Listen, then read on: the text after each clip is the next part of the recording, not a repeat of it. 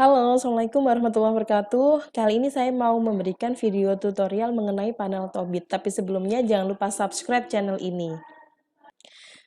Jadi, kapan sih kita menggunakan panel Tobit? Yang pertama, kita pahami dulu apa yang dimaksud dengan data panel. Jadi, data panel itu terdiri dari cross section sama time series seperti ini. Contohnya cross section, di sini saya punya data ada 8 koperasi di Jawa Timur.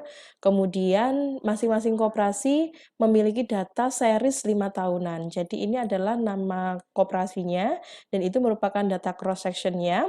Kemudian kita bikin kode kalau koperasi ini dikasih kode 1, koperasi 2 dikasih kode 2, dan seterusnya. Nah, masing-masing koperasi ini memiliki time series yang sama, yaitu 5 tahunan. Ini yang disebut dengan balance panel. Ada yang juga disebut sebagai unbalance panel, itu ketika misalnya ini semua masing-masing koperasi 5 tahun, tapi ada satu koperasi atau 2 koperasi yang cuma 2 tahun, ada yang 3 tahun, jadi nggak lengkap tahunnya, nggak sama, nggak seimbang, maka itu disebut dengan unbalance panel. Kemudian kenapa kita menggunakan Tobit? Nah, Tobit di sini merupakan, karakter yang hampir sama seperti Logit, seperti Probit gitu ya, di mana variabel dependennya itu merupakan, apa namanya, bukan data nominal, tapi dia bisa dummy atau bisa seperti ini, yang contoh kasusnya adalah dia rasio, jadi rank antara 1 sampai 0 atau 0 sampai 1. Yang dimaksud dengan data dependent dalam penelitian ini adalah outreach-nya, kayak gitu. Kemudian ada satu, keyword lagi, bahwa kalau independen itu kan sebenarnya terserah, mau ada yang miliar, ada yang triliun, ada yang persen, ada yang cuma satuan seperti usia kayak gini. Tapi guys, kemarin saya coba, kalau terutama ini, size atau asetnya itu kan bisa miliaran, sementara yang lain datanya kecil-kecil. Jadi itu kayak kayak kalau dibandingin ini ada data miliar, ini ada data kecil gitu. Jadi, kalau istilahnya diketemukan, kita cari min-nya, kita cari standar deviasinya, itu kayak nggak sama gitu. Bahkan ada beberapa penelitian itu yang mencoba standarisasi semuanya menjadi dalam bentuk Z, kayak gitu. Tapi kali ini kita mencoba untuk, agar range-nya nggak terlalu jauh, maka size itu kita buat len, ya logaritma natural seperti ini. Nah, kalau saya langsung menggunakan logaritma natural di Excel. Contohnya gimana?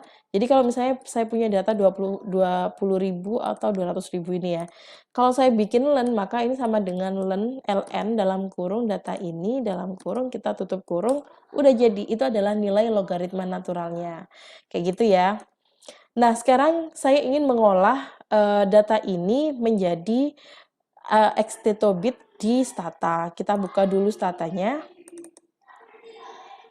Jadi tampilan Stata itu seperti ini guys, ini tempat kalian untuk memberikan komen. Nah, datanya ada di sini, data editor, kita klik, data editor. Kemudian, nah ini bagaimana memindah data dari Excel ke sini. Kalau saya sih pakai cara yang simple aja. Jadi kita copy, kita blok semua data yang mau kita pindah, maka kita copy, terus pindah ke data editornya, klik kanan di sel yang pertama ya, di ujung sekali, sel pertama, kemudian paste. Maka ada pertanyaan, first row on the clipboard contains value that can be used as a valid variable name, gitu ya. Jadi sebagai variable name-nya, kalian pilih variable name, maka akan berubah menjadi seperti ini. Kadang ada tantangannya, kadang, kita harus memahami ya, jenis-jenis data. Kalau berwarna merah seperti ini, itu artinya data string, artinya kita nggak bisa mengelolanya, itu bukan data kuantitatif. Tapi kalau udah berwarna hitam, maka itu bisa diolah lebih lanjut karena dia sudah berbentuk nominal, kayak gitu ya. Kadang guys, waktu kita kopas tadi, itu yang seharusnya data nominal munculnya di sini string. Nah, itu tantangan tersendiri merubah dari nominal dari string ke nominal kayak gitu. Jadi kadang manual juga sih, saya nyari aja copy lagi dari Excel lagi, saya coba lagi di kanannya kayak gini. Terus nanti dikasih nama lagi dan seterusnya. Gitu deh.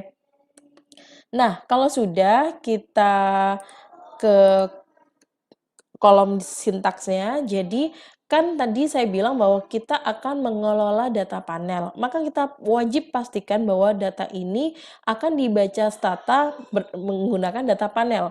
Kalau ini langsung kalian regress, maka stata itu akan membacanya sebagai data time series gitu ya. Sehingga kita harus buat data ini sebagai data panel yaitu XT. XT itu untuk mempanelkan gitu ya. XT set gitu ya. Komennya suka lupa. Kalau kalian lupa tinggal klik help gitu ya. Kemudian XT set dari cross sectionnya yaitu BMT code. Kenapa kita tidak menggunakan BMT name? Karena ini ada data string. Itu fungsinya kita membuat kode gitu ya. BMT code kemudian nah ini ini variabelnya ada di sini ya guys. Jadi kalau kalian pengen menuliskan di sini bisa sih ditulis manual. Misalnya satunya adalah period. Tapi kadang kan nulis kadang suka salah gitu. Misalnya period jadi perit dan seterusnya. Menghindari kesalahan itu, mending kalian langsung klik dari sini, ada tanda panah, tinggal diklik period. Kemudian karena kita pengen mempanelkan, maka ini kita tulis yearly. Kenapa yearly atau tahunan? Karena data kita itu series secara tahunan, dari 2014 sampai 2018. Oke, kalau sudah kita enter. Maka ini akan kelihatan bahwa datanya ini strongly balanced. Kalau strongly balanced seperti ini, berarti seimbang gitu ya. Tadi bahwa setiap BMT, setiap koperasi itu memiliki data lengkap 5 tahunan. Kalau enggak berarti dia akan tertulis unbalanced panel. Nah, biasanya guys, sebelum kita ngeran atau segala macam, kita analisis dulu data kita udah benar apa belum.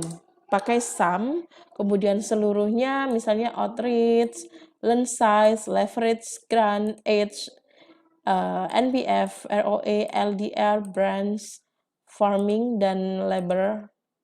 Labor SMA. Ini sebenarnya ini datanya adalah labor UG atau undergrad. Maka saya bisa mengkoreksi sebentar. Caranya gimana? Di data editor kita tulis di sini labor SMA-nya. Ini kita edit adalah labor underscore undergrad. Kemudian enter. Di stata ini kalian nggak bisa ngasih nama ada spasinya, jadi harus ada ininya ya, ada underscore-nya, nggak bisa pakai dash juga. Nah, kemudian saya mengkoreksi di sini adalah library UG, kayak gitu. Oke, kemudian saya lanjutkan, sehingga di sini tidak lagi library SMA ya, maka saya menggunakan library UG. Kita enter, maka ini adalah data kita dan observasinya pastikan ini semua sama ya, 40 karena kita strongly balance. Kemudian ini data rata-ratanya, ini standar deviasinya, minimum dan maksimumnya. Jadi kalian bisa sebenarnya kenapa sih kita harus sum dulu, kita harus cari statistik deskriptifnya dulu. Kadang guys, itu kadang kita namanya human error ya, salah entry.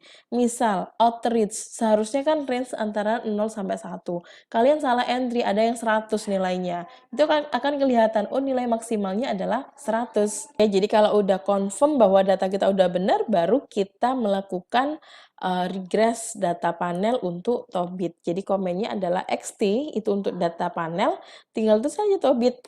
Kalau dia bukan data panel atau data time series aja atau cross section aja cukup Tobit gitu ya. Kemudian yang pertama adalah variabel dependennya. Dalam hal ini adalah outreach variabel dependennya. Kemudian yang lain sebagai variabel independen. Nah, udah masukin semuanya. Seperti tadi, klik-klik tanda panahnya ini. Kalau sudah enter. Nah, dia akan bekerja dengan sendirinya. Berapa kali iterasi? Yang dimaksud dengan iterasi di sini, dia akan bekerja sendiri ya. Jadi ada 4 kali iterasi, itu artinya dia memutar, mencoba mencocokkan itu sebanyak 4 kali. Kemudian yang perlu kalian perhatikan di sini, wild chi-square-nya itu muncul dan ini signifikan.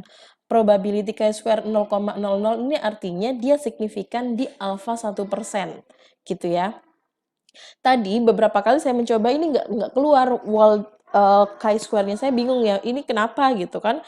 Kemudian saya baru sadar, oh iya size-nya tadi yang satuannya miliar itu, ternyata sangat ngefek guys. Kemudian untuk memunculkan ini kan nggak lengkap nih. Nah, ini kan masih ada tulisannya more. Kalian bisa klik more-nya gitu atau di enter enter enter enter itu akan muncul. Nah, baru di sini kita bisa interpretasikan bahwa dependent variable kita adalah outreach, kemudian ini adalah independent variable kita. Yang kalian baca itu adalah koefisien, standard error, kemudian sama probability Z-nya, gitu ya. Jadi kenapa nggak baca ini? Karena kalau ini kita harus compare lagi dengan yang sebelah, gitu kan. Kalau udah ada probability Z-nya, maka itu sudah mewakili. Coba kita perhatikan satu-satu ya, bahwa kalau di sini yang signifikan, jadi kita kalau di ilmu sosial itu kan biasanya alfa yang digunakan adalah 1%, 5%, dan 10%. Oke lah 10% yang paling tinggi kita toleransi, lebih dari itu kita tidak gunakan. Nah, yang signifikan di sini ada variabel lens size 0,00 berarti dia signifikan di 1%. Kemudian leverage 0,035 berarti dia signifikan di 5%. Kemudian ada grant ini dia signifikan di 5%, bagus. Kemudian NPF dia signifikan di 1%, sangat bagus sekali. Branch itu juga signifikan di 1%. Kemudian konstantanya itu juga signifikan di 1%. Nah, kalau sudah begitu, terus gimana yang nggak signifikan? Ya, itu tidak kita interpretasikan, kayak gitu ya. Maka di sini, yang signifikan kita baca, koefisiennya adalah negatif, ya, negatif 0,11. Artinya, ketika ada penambahan size atau aset sebanyak 1%, maka outreach akan mengalami penurunan sebesar 11,90%. Jadi, korelasinya kan negatif ya, artinya ada kenaikan size sebesar 1%, itu akan menurunkan outreach sebesar 11,9%. Jadi kalian kalikan 100, kayak gitu. Kemudian, untuk leverage itu kalau ada kenaikan leverage sebesar 1%, maka akan ada penurunan outreach sebesar 0,1% dan seterusnya. Kayak gitu guys. Jadi cara membaca dari hasil Tobit seperti itu. Semoga bermanfaat video ini. Terima kasih. Assalamualaikum warahmatullahi wabarakatuh.